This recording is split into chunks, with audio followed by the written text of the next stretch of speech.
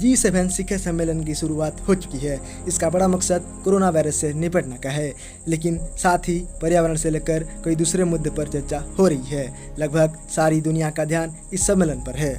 ऐसे में सवाल आता है कि आखिर ये G7 क्या है और क्या भारत भी इसका हिस्सा है। दरअसल ये वो संगठन है जिसमें दुनिया के 7 विकसित देश सदस्य हैं। इन्हें ही G7 यानी ग्रुप ऑफ 7 कहा जाने लगा। कौन कौन देश है शामिल? 7 सबसे मजबूत अर्थव्यवस्थाओं से मिलकर बने इस समूह में America, Britain, France, Canada, Japan, Italy और जर्मनी शामिल है। मानवाधिकारों की रक्षा, कानून बनाए रखना और लगातार विकास इसका लक्ष्य है। 25 मार्च 1973 को इस संगठन की शुरुआत हुई थी। असल में इसके ठीक पहले ग्लोबल तेल संकट पैदा हुआ, जिससे आर्थिक संकट भी पैदा हुआ। इसके साथ भविष्य में आने वाली चुनौतियों से वैश्विक स्तर पर निपटने के लिए संगठन की नींव रखी गई। क्यों हटाया गया रूस? शुरुआत में रूस भी इस संगठन का हिस्सा था, लेकिन फिर देश में उसे लेकर मतभेद हो गया। रूस ने साल 2014 में यूक्रेन के काला सागर प्रायद्वीप की क्रीमिया पर कब्जा कर लिया। इसके बाद तुरंत ही रूस को समूह से निकाला दिया गया। यहाँ बता दें कि रूस के साथ रहने पर इस समूह में 8 सदस्य देश थे और इसे G8 कहा जाता था। मजबूत इकोनॉमी के बाद भी चीन क्यों नहीं सदस्य है? यहाँ एक सवाल ये भी आता है कि अगर ये संगठन आर्थिक तौर पर मजबूत देशों का है तो चीन का इनमें नाम क्यों नहीं, जबकि वो देश दुनिया की दूसरी बड़ी अर्थव्यवस्था कहला रहा है।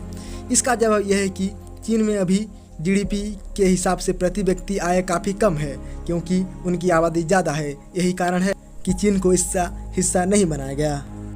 भारत को संगठन में शामिल करने की बात हो रही है। भारत भी G7 में शामिल नहीं हो सका, लेकिन अब उसकी ग्लोबल पहचान बढ़ी है और विदेशों में संबंध भी बेहतर हुए। यही कारण है कि भारत को इस साल गेस्ट नेशन के तौर पर सम्मेलन में बुलाया गया। इसके अलावा भारत के अलावा ऑस्ट्रेलिया, कोरिया और दक्षिण अफ्रीका भी गेस्ट देश की तरह आमंत्रित किए गए हैं। सबसे पहले भारत ने साल 2019 में गेस्ट के तौर पर इसमें हिस्सा लिया था। तब फ्रांस में ये सम्मेलन हुआ था और वहाँ से देशों को बुलाया आया था। बीते साल अमेरिका का तत्कालीन राष्ट्रपति डोनाल्ड ट्रंप ने भारत को भी इस संगठन से जोड़ने की अपील की थी। उनका कहना था कि भारत एक ताकतवर और प्रभावशाली देश के तौर पर एशिया में उभरा, ऐसे में उसका सदस्य होना ही चाहिए। क्या काम करता है ये संगठन?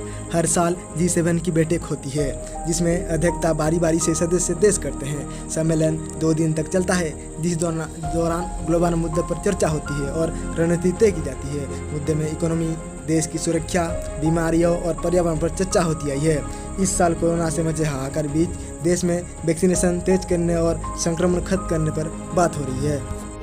कई बार घिरा आलोचनाओं से बीच बीच में G7 की ज़रूरत और असर पर बात होती रहती है। कई बार ये कहा जा चुका है कि संगठन खास महत्व का नहीं है और इसे खत्म कर दिया जाना चाहिए। वहीं खुद ये संगठन अपने होने की ठोस वजह गिनाती है। उसका दावा है कि उसके कारण पेरिस जलवायु समझौते लागू हो सका। बता दें कि ये पर्यावरण की रक्षा के लिए हुआ समझौता है, जिसमें देश के कार्बन उत्सर्जन कम करने का बात कहा गया है।